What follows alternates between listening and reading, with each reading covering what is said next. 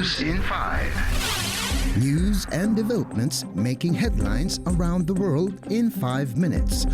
World News in 5. Here on Radyo Pilipinas Worldwide.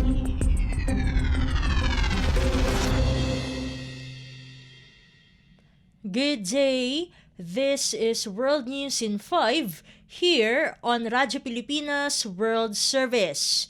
Russian media outlets reported that President Vladimir Putin will meet Saudi Arabian Crown Prince Mohammed bin Salman as the Russian leader plans to visit the United Arab Emirates or UAE and Saudi Arabia this week.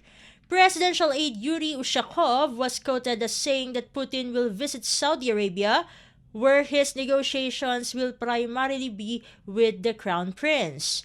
The UAE is currently hosting the United Nations Climate Change Conference, but it is unclear if the Russian president will attend the gathering. Putin will visit Saudi Arabia after a short trip to the UAE. The International Criminal Court, or ICC, in March issued an arrest warrant for the Russian president on war crimes of unlawful deportation of children from occupied areas of Ukraine to Russia. President Putin is at risk of being apprehended if he went to a country that is a signatory of the ICC. Since Saudi Arabia or the UAE have signed the ICC's founding treaty, neither country would be forced to arrest him. World News in 5. Here on Radyo Pilipinas Worldwide.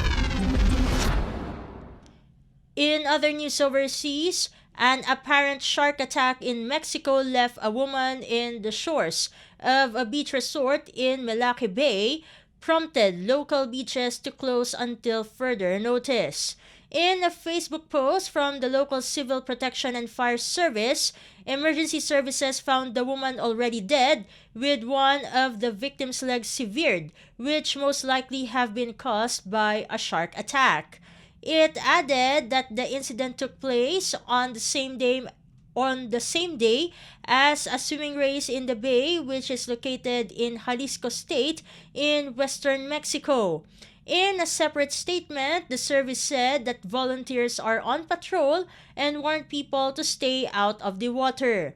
In a statement posted on Facebook, the local municipal government warned people to stay away from local beaches and said that their priority is to guarantee the safety and well-being of every citizen. Meanwhile, the municipal government of nearby La Huerta also warned citizens about the presence of a shark on the southern coast of Jalisco. World News in 5. Here on Radyo Pilipinas Worldwide. And news from the Philippine Foreign Service Post, the Philippine Department of Budget and Management or DBM and the Republic of Korea Public Procurement Service or PPS had signed a Memorandum of Understanding or MOU on public procurement cooperation that will allow both countries to exchange ideas and explore innovative strategies.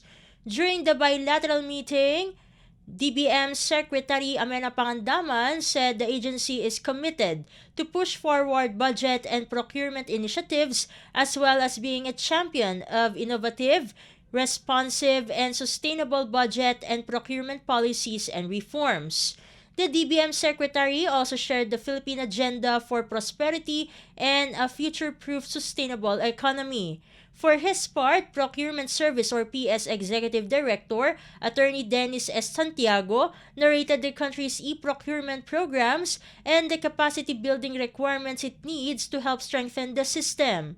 The Philippine delegation also visited the Korea Public Procurement Service headquarters in Daejeon, South Korea, to learn more about the CONEPS or the Korea's online e-procurement system and its daily operations.